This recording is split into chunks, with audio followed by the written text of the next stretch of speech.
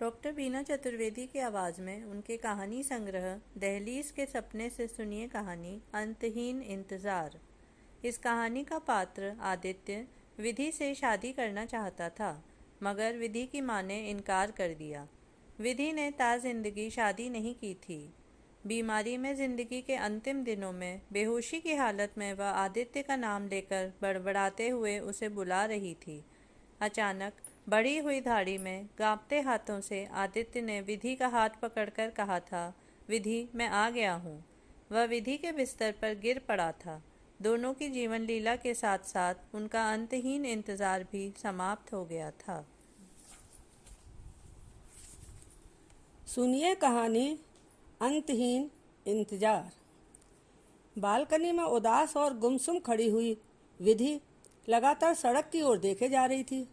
उसे देखकर ऐसा लग रहा था मानो वह बड़ी उम्मीद के साथ किसी का इंतजार कर रही थी। विधि की माँ उसे आवाज़ लगाकर कह रही थी, बिटिया, मैं कब से तुम्हें आवाज़ लगाए जा रही हूँ, मगर तुम्हारे कान पर जूं भी नहीं रेंग रही। बिटिया, जल्दी से आ जाओ, गर्मा गर्म रोटियाँ खा लो। विधि ने जवाब दिया था, आती हूँ माँ। जब विधि 5 वर्ष की थी तभी उसके पिता का देहांत हो गया था। माँ ने जैसे तैसे उसकी परवरिश की थी। विधि के कोई भाई बहन नहीं था, माँ बेटी दोनों ही थीं। आदित्य विधि के पड़ोस में रहता था। जब पहली बार इन दोनों की भेंट हुई थी तब विधि स्कूल में पढ़ती थी, जबकि आदित्य कॉलेज में था। विधि के स्कूल जाते समय उसकी माँ के कहने पर आदित्य अपनी स्कूटी पर बैठाकर कभी कभी उसे स्कूल तक छोड़ देता था। इसी तरह विधि की माँ को यदि बाहर का कोई काम होता था तब भी वह आदित्य से कहती थी और आदित्य हमेशा उनकी सहायता करता रहता था। विधि ने अनुभव किया था कि वह जब भी आदित्य के समक्ष होती थी तब वह उसे अलग ही नज़र से देखता था। इस तरह से आदित्य का देखना विधि को भी अच्छा लगता था। विधि की समझ में आने लगा था कि शायद आदित्य उससे प्यार करने लगा था।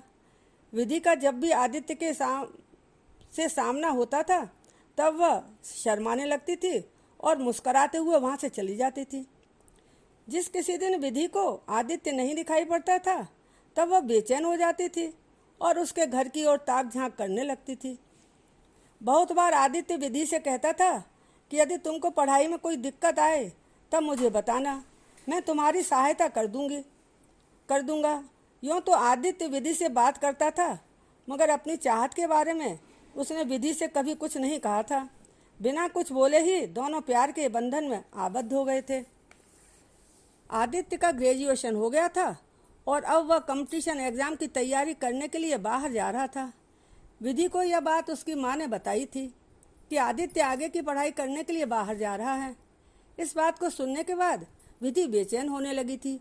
उसे रोना आने लगा था, मगर वह क्या कर सकती थी, विवश और लाचार थी।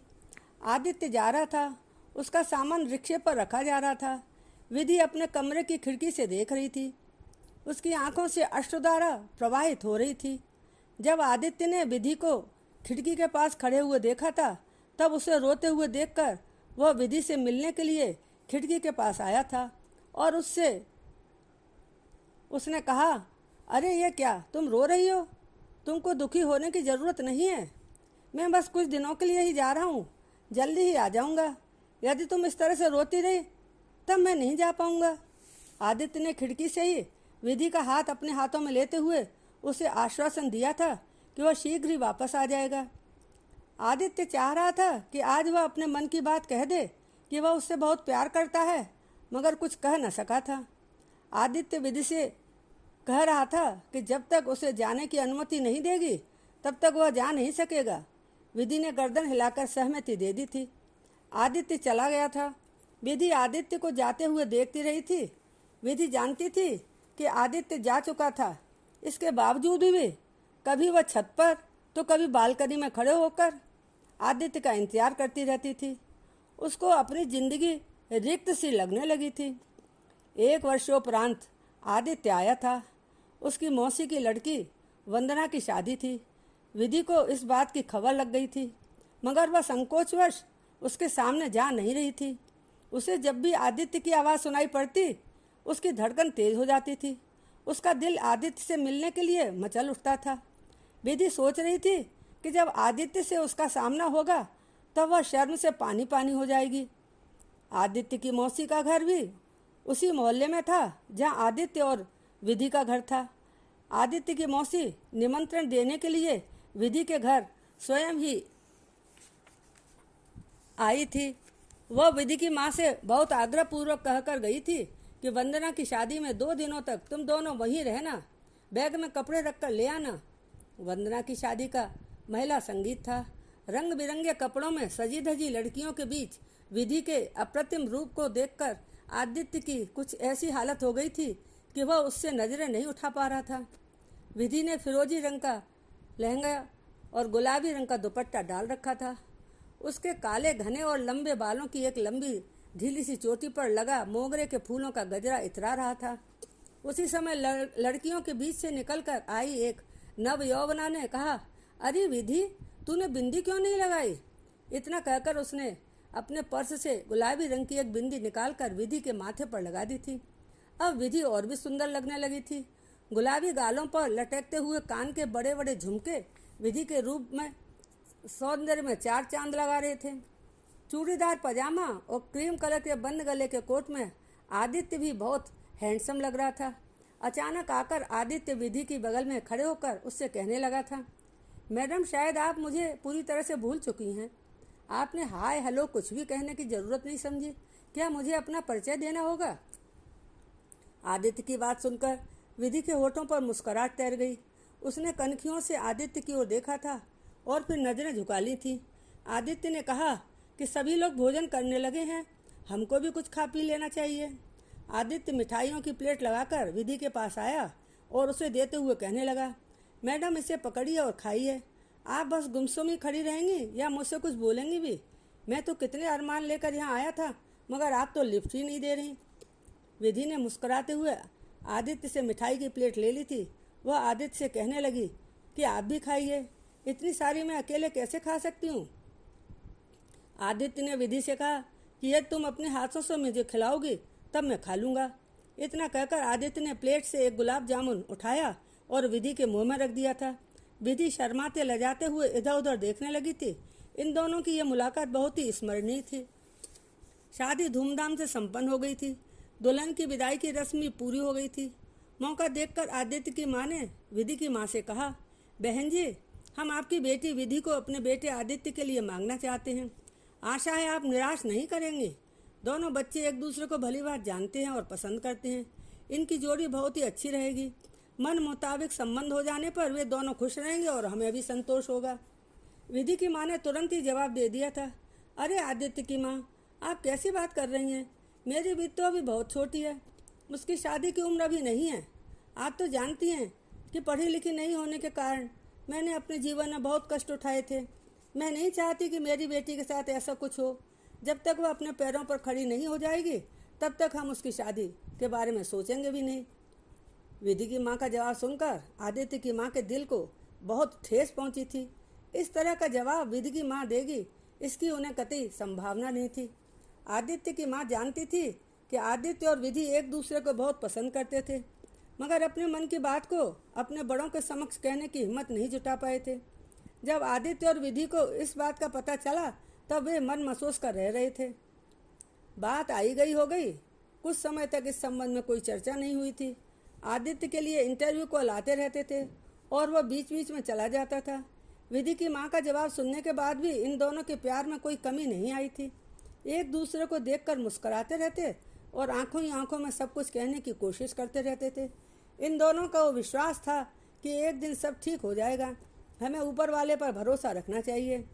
एक दिन आदित्य ने विधि को बताया था कि उसकी नौकरी लग गई थी। नौकरी के शुभ समाचार जानने के बाद विधि ने आदित्य को बधाई देते हुए शुभकामनाएं प्रेषित की थी। तब आदित्य ने कहा, विधि, मुझे तुम्हारी मात्र शुभकामनाएं नहीं चाहिए। तुम मुझे इस बात का जवाब दो कि हमारी शादी के संबंध में तुम क्या सोचती हो। विधि, हमारे घर वाले हमारी शादी करने की बात कर रहे हैं। रिश्ते लगातार आ रहे हैं। अभी तक नौकरी नहीं थी, इस वजह से शादी रुकी हुई थी। अब ऐसा नहीं होगा। तुम क्या सोच रही हो? तुम्हें मुझसे शादी करनी है या नहीं? आज मैं तुम्हारा फैसला सुनने के लिए तुमसे बात करने आया हूँ। आदित्य का प्रश्न सुनकर विधि असमंजस में पड़ गई थी। उसकी आंखों से झरझर आंसू बहने लगे थे। आदित्य ने उसे समझाते हुए कहा, विधि, यदि तुम मुझे उम्मीद दे सकती हो तो बताओ। तुम जब तक कहोगी मैं तुम्हारा इंतजार कर लूँगा। तुम्हें आज बताना होगा। विधि ने जवाब दिया, आदित्य, मैं क्या बताऊँ? मेरी मम्मी तो शादी की बात तक नहीं करना चाहती। अब आप ही बताइए कि मैं उनका दिल कैसे तोड़ सकती हूँ। विधि का जवाब सुनकर आवेश में आकर आदित्य ने कहा, जैसी तुम्हारी मर्जी। बड़े दुखी मन से आदित्य ने विधि से पूछा था कि विधि, क्या तुम मेरे बिना रह लोगे? मेरे लिए तो बहुत मुश्किल होगा। मेरे घर वाले अब अधिक समय तक नहीं रुकेंगे। क्या ये हमारी अंतिम मुलाकात है? आदित्य की बात सुनकर विधि की आंखों में आंसुओं का समुद्र उमड़ पड़ा था। उसके मुंह से एक भी शब्द नहीं निकला था। विधि इतना कुछ होने के बाद भी आदित्य का बेसब्री से इंतजार करती रहती थी। उसकी एक झलक पाने के लिए कभी छत, कभी खिड़की और कभी बालकनी में खड़े होकर घंटों तक उसका इंतजार करती रहती थी। मगर अब आदित्य विधि के सामने नहीं आता था। कुछ समय पश्चात एक दिन आदित्य की सगाई की रस्म हो गई थी और अब उसकी शादी भी शीघ्र होने वाली थी। आदित्य की शादी का समाचार सुनने के बाद विधि को लग रहा था कि अब जीते जी ही वह मर जाएगी।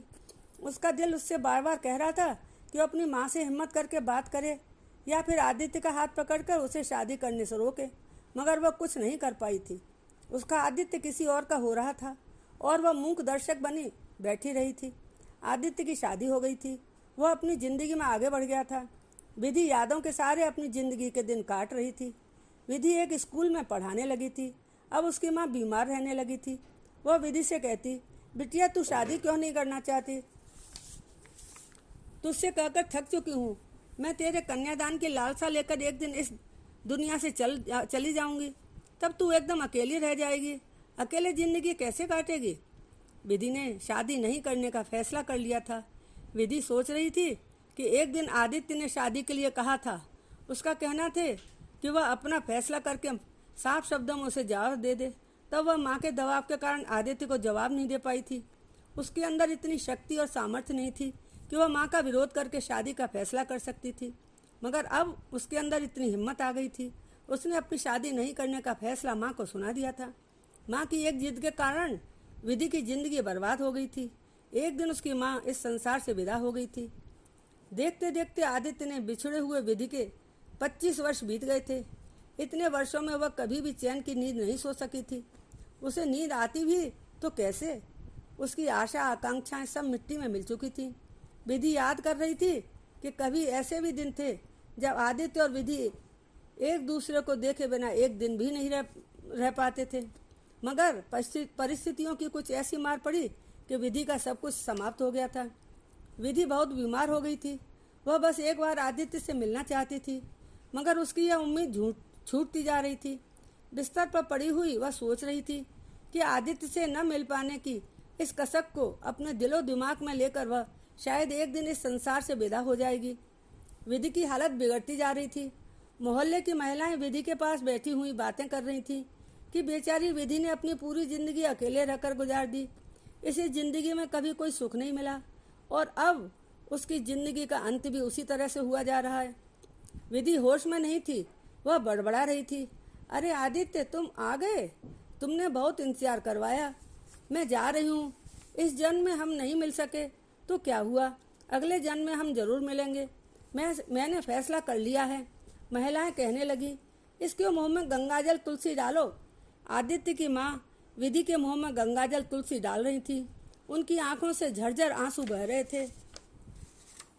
उसी समय दरवाजे पर आहट हुई थी। महिलाओं ने देखा कि आदित्य खड़ा था। उसके हाथ पैर कांप रहे थे, दाढ़ी बढ़ी हुई थी।